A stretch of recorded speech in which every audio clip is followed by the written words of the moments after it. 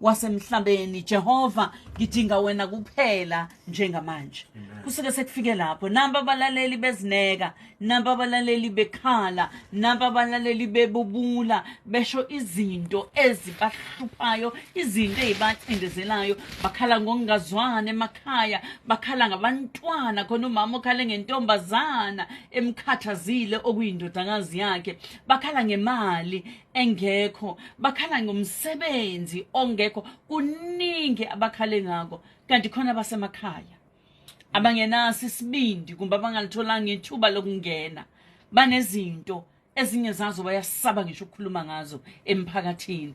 Sithathe baba usise altare lika Jehova ngoba siyazi ukuthi uyaphendula. Amen. Ake sithandaze. Ungubaba ophilayo, uNkulunkulu ezulwini, uNkulunkulu emhlabeni.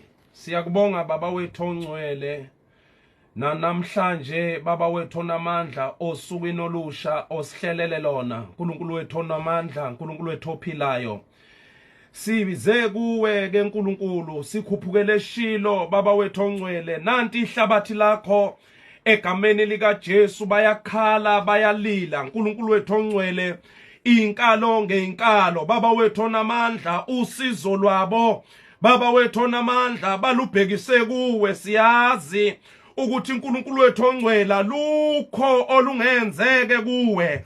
Egameni lika Jesu Kristu waseNazaretha, magumba amane omhlaba uNkulunkulu wethu ongcwele nampa balalele emakhaya egameni lika Jesu waseNazaretha, kusukela phezulu uNkulunkulu wethu ongcwele lapho siphethwe khona kuyiphathimandla zezwe siphila kulo. Egameni lika Jesu waseNazaretha, we come before the throne of grace.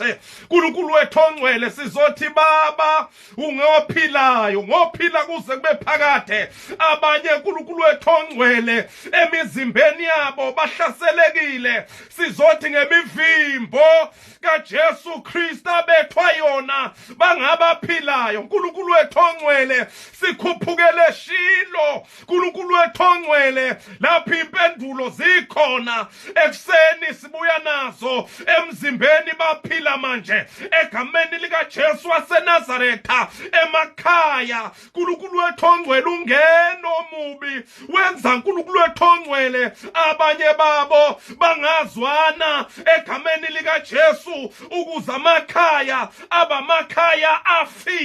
Kodwa namhlanje Shilo siyawalanda yavuka egameni lika Jesu waseNazaretha. Okungenzeka ebantwini wena uNkulunkulu kuyenzeka. Nangumlaleli ekhaya ufundile uqedile egameni lika Jesu, akenzeki lutho alukho luvelayo, ba-applyile. uNkulunkulu wethu ongcwele, sikhuphukela nabeshilo. Awuvele uNkulunkulu wempendulo, uJehova ophendulayo. Awuvele uNkulunkulu kaIsrayeli owayekhona nokhona uyoba khona kuze kube phakade. Bayethe mlilo hlayo, bayethe bayethe bayethe. uNkulunkulu wethu onamandla, awungene kuleli yakhaya, awungene kuleli yakhaya. Lungisa lesiya simo likhathu sheke phetha imrala tulehesha egameni lika Jesu waseNazaretha. Siyalunga lesasimo, siyalunga lesiyasimo in the mighty name of Jesus Christ,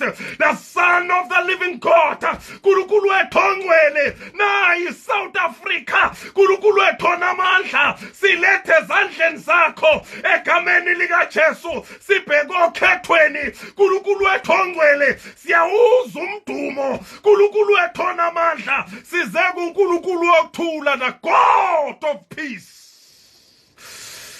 Baba sinayo omunye uNkulunkulu, amehletha abheke kuwe, sifuna wena egameni lika Jesu waseNazaretha. Baba uNkulunkulu ophilayo, uNkulunkulu onamandla, uNkulunkulu osizwa njalo, phendula baba nakulezi yanyembezi mayisulwe egameni lika Jesu naloya amandla khashabalela wabuyele kuye manje in the mighty name of Jesus Christ the Son of the living God.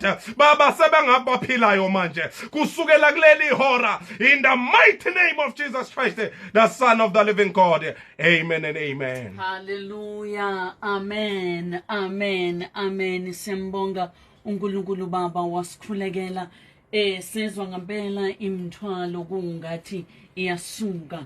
Kanti ke singene ezwini uNkulunkulu akuphathise lona namhlanje.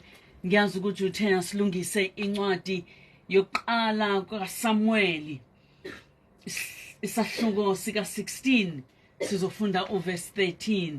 Vula ke lapho ekhaya ngiyazi ukuthi nihleze nicuphile ngamafoni nicuphile nangamapeni. Vula ke incwadi yokuqala kukaSamuel yila sizofunda khona namhlanje.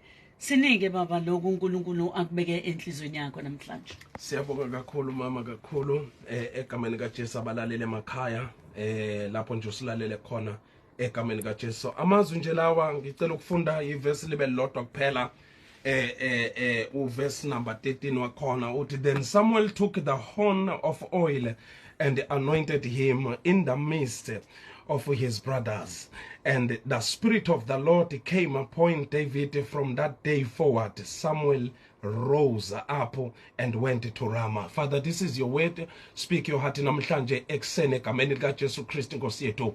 Amen. La sifunda khona mama izwi likaNkulunkulu siyazi sonke uDavid lo ozogcotshwa namhlanje. Ukugcotshwa kukaDavid akuvesananga kwabalula. uDavid makazalwa akazalwa ngendlela eyayithokozisa. Siyazi ukuthi makuzalwa ingane mama ingane izalwe kungena ingcingo everywhere kuthiwa usibanibani utetile kube mnandi ku celebrate ekhaya ku celebratelwe usana olusuke lifika. uDavid akakhulanga kuleyo environment ebeka njalo la khona ayejatshulelwa khona. Enye yezizathu uzobona ukuthi abafowabo akade ezalwa nabo bathema bephuma beya esikolweni uDavid waphuma wayiswa endle. Uthema yephuma uDavid iswe hlane abafowabo baphuma bayolanda ulwazi uDavid waphuma wayiswa lapho khona okwakufanele ngoba isizathu sokiswa kaDavid lapho ekhaya ukuthi uDavid uyise wayengafuna ukuthi ambulale ngezandla zakhe kodwa inhloso yokuphuma kukaDavid ayiswe phandle ukuthi uDavid kwakufanele afe. Kwashuthi noma ephuma uDavid akaphumi nje yedwa kodwa umoya kaNkulunkulu wawuphezu kwakhe. So ephuma uDavid njalo ekseni abafowabo bagqoka bayaphuma bayilungiselela ikusasa labo. uDavid uyaphuma uhamba nezimvu uhamba nenkomo and la akade belusela khona bebelusa ngenxa yokuthi bangahambi bodwa kodwa behamba nomalume babo ababe bagadile kodwa uDavid ubengagadwa umuntu. uDavid ubehlala yedwa aphume yedwa ephumela phandle. Isizathu nje sokuphuma kwakhe ukuthi kwakufanele afe kodwa angafi ngezandla zikayise uJese. Kanti ke uNkulunkulu osezulwini obonani obone ekusithekeni kanti uyayibuka impilo kaDavid. Kube besiyoba nesikhathi mhlambe ngesinye isikhathi besingathi ulivumele ithuba lokuba ube wedwana ngoba ila khona uNkulunkulu akwazi ukusebenza khona ngomuntu wakhe. Kodwa ngaso sonke isikhathi crowded uphakathi kwesicuku uNkulunkulu uyaba nakho ukuphazamiseka kodwa la osukudedelwe wedwa ila khona okuvela khona amandla kaNkulunkulu. Kwashuthi mayephuma uDavid ephuma nangempela ngelila nguhlangana nebhele lithi umoya kaNkulunkulu wehlela phezu kwakhe. Lithi ngelilanga wahlangana nengonyama umoya kaNkulunkulu wehlela phezu kwakhe. Kanti ke uNkulunkulu ngelilanga kuzofika isikhathi la erejecta khona uSawula. Uma rejecta uSawula wayesekhuluma noSamuel wathi weSamuel ngimbonile owenhliziyo yami ngimbonile owenhliziyo yami gcwalisa uphondo lithi waligcwalisa uphondo ngamafutha lithi wesehamba waye endlini kaJese mayifika endlini kaJese wathi ngiyabona eprepayelwa ukuthi akahlalela the prophet has arrived ufikile uzo anointa inkosi la ungathi ngiyabona beyihlelela ukuthi namhlanje kuzoba nenkosi ekhala kithi ngempela wabaletha lithi wabaletha according to their appearance wabaletha ngokubukeka kwabo kuthiwa number 1 ifirstborn yakhona uEliab kuthiwa indlela ayebukeka ngakhona wayikhwepha zakhe kuyindi isukile insizwe icokeme kuthiwa kwakubukeka ukuthi nangempela nangoku umuntu ongasa replace uSola kuthi uphondo ofanelekile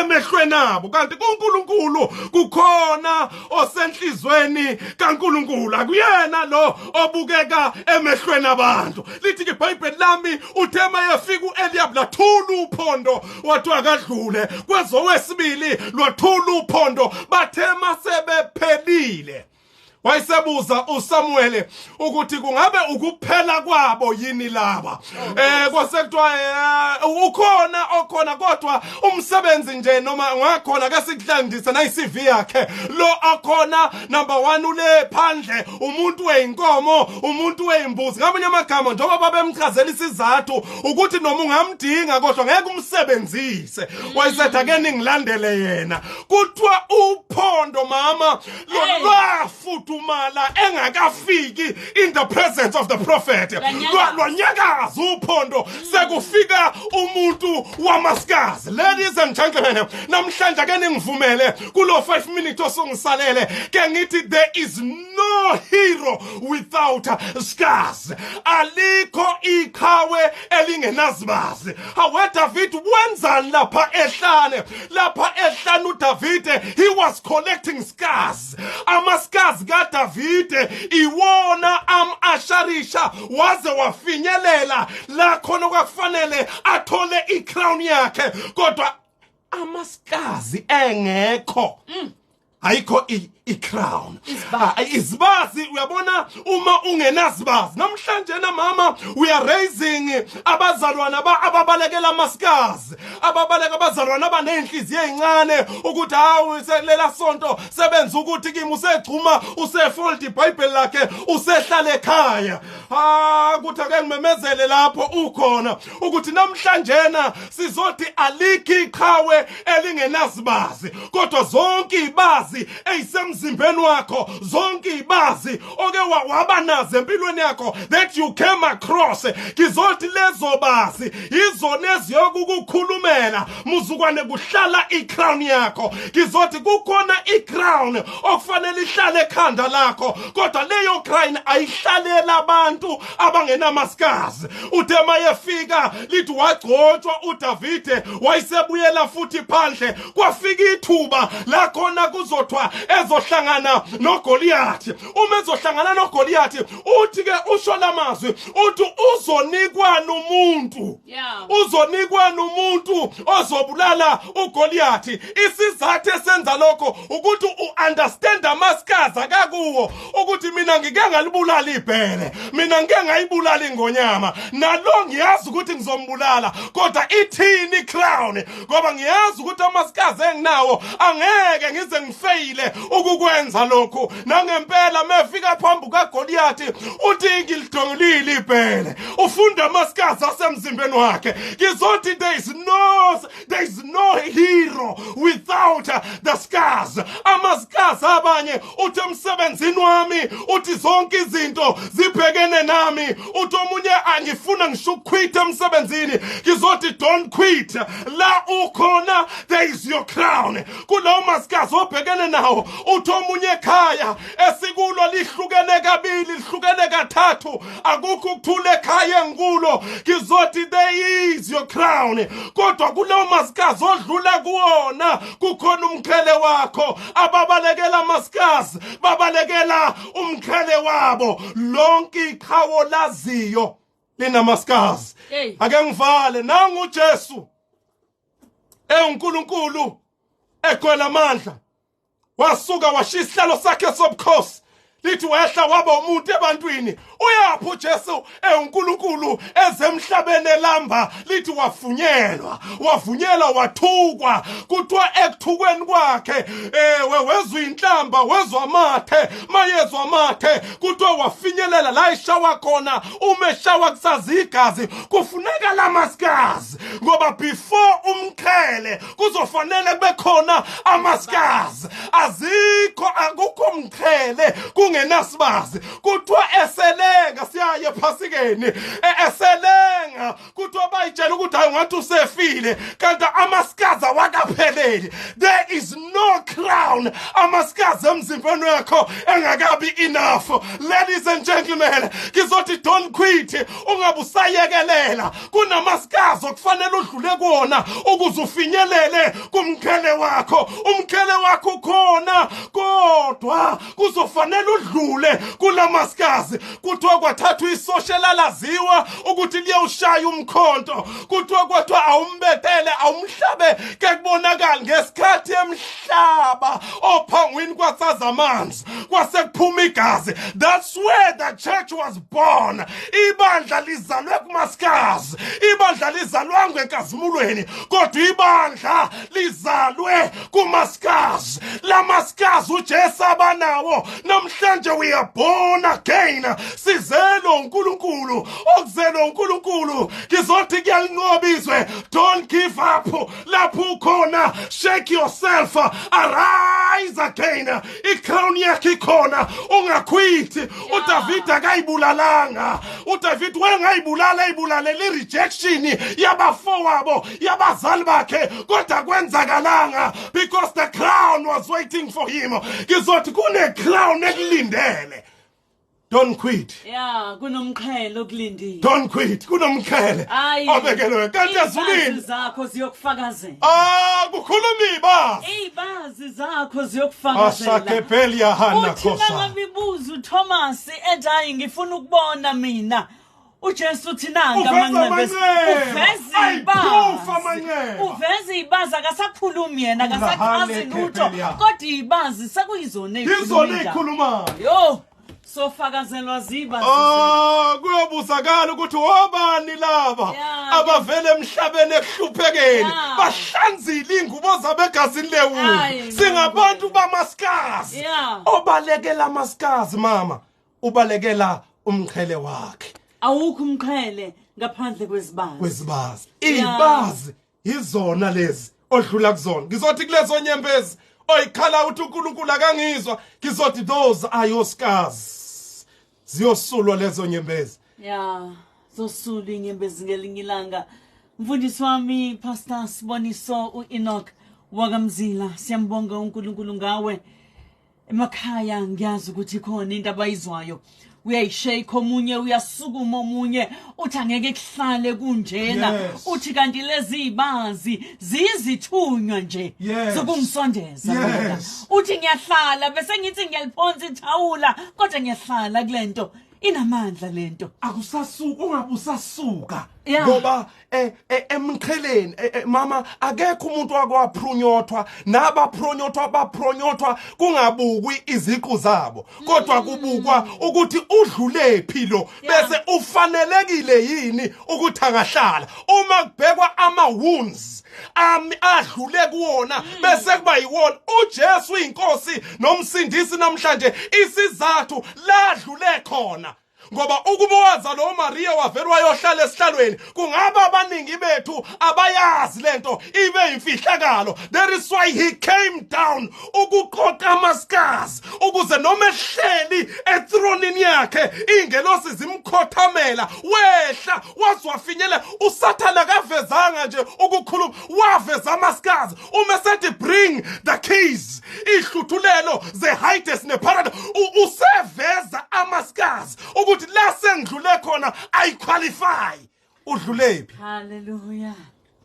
Ibazi zakho inyembezi zakho salusuyisula ngoba iyahambeka lendlela. Yes Lord. Mfundisi uzosiqinisa namhlanje uthi lezo zibazi izona eziyokukhulumela lezo zibazi zakho athi obhala ngahle kwangilungela ukuba ngihlushwe ukuze ngibone imiso zakho Jehova yo Siyabonga mfundisi wami. Salo sosinika yonke imininingwane baba yokuthi ukhonzela kuphi abantu nabazalwane abafisa ukuthi ngelinye ilanga bakumeme kumbe bakhuleke kanye nawe bakuthola kuphi ukhona yini naseinkundleni zokuxhumana.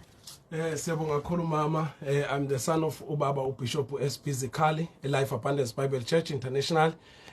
Siyakhonza ke sinomsebenzi lapha endaweni yaseStenga eThethe nalapha eBalito sikhona library. Inombolo zami zithi 072 079 3761. Ngicela ukuphinda ukugcina 072 079 3761. Lapha ku Facebook ngikhona uSbonelo uEnoch owakamzila Sibongo. God bless you. Siyabonga kakhulu mfundisi wami uNkulunkulu abe nawe. Amnandi amazwi osiphathele wona namhlanje uJehova agcine khona ukuthi ke nabazalwane abanye uyobathuka bengena basho ke njalo nisho ukuthi hayi sivela eShilo. Amen. Sile crew yaseShilo. Siyabonga kakhulu mfundisi. Thank you so much ma. Amen. Amen. Amen. Siyabonga. Sethula imithwalo ngikholwa ukuthi nawe uyezwa nje ukuthi kuwena uqobo ikhona into esukile.